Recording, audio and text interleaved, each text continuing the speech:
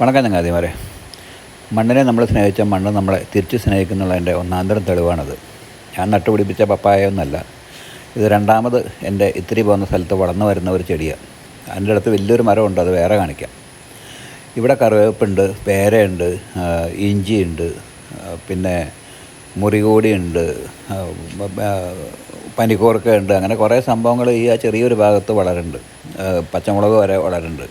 ഇത് അടുത്ത ഒരു ചെറിയ ഭാഗമാണ്, ചെറിയൊരു പോർഷൻ മാത്രമേ മണ്ണുള്ളൂ അവിടെ. അത്രയ്ക്ക് സ്ഥലമേ ഉള്ളൂ. അവിടെ നന്നായിട്ട് ചിക്കു ഉണ്ടാവുന്നുണ്ട്, റംബുട്ടാൻ ഉണ്ടാവുന്നുണ്ട്, നല്ലൊരു മാവ് നിൽക്കുന്നുണ്ട്, പാഷൻ ഫ്രൂട്ടുണ്ട്, വേറെ കുറേ വസ്തുക്കളുണ്ട്. ഇതും തനിയെ വളർന്നു വന്ന ഒരു പപ്പായ മരമാണ്. അപ്പം നമ്മൾ ഈ പ്രകൃതി ആണ് ദൈവം, പ്രകൃതിയാണ് എൻ്റെ അമ്മ എന്നൊക്കെ ഞാൻ പറയുമ്പോൾ ആൾക്കാർക്ക് തമാശയായിട്ട് തോന്നും. ഞങ്ങൾ പൂർവികരായിട്ടുള്ള കൃഷിക്കാരാണ്. അപ്പം ഞങ്ങൾക്ക് ഏറ്റവും വലുത് പ്രകൃതിയാണ്, മണ്ണാണ്. മണ്ണിനെ സ്നേഹിച്ചാൽ മണ്ണ് തിരിച്ച് സ്നേഹിക്കും. ഇത് കണ്ടോ, ഒരു മുടക്കമില്ലാതെ 2 കിലോ ചില്ലാനും പപ്പായ, നല്ല മധുരമുള്ള പപ്പായ. എവിടുന്ന് വന്നു ഞാൻ അറിഞ്ഞില്ല, ഞാൻ നട്ടില്ല, ഞാൻ വളമിട്ടില്ല, ഞാൻ നനച്ചില്ല. ഇതാണ് പ്രകൃതി. മണ്ണിനെ സ്നേഹിക്കുന്നവർക്ക് പ്രകൃതി കൊടുക്കുന്ന സമ്മാനമാണത്. അതുകൊണ്ട് മണ്ണിനെ മറന്നൊന്നും ചെയ്യരുത് മക്കളെ.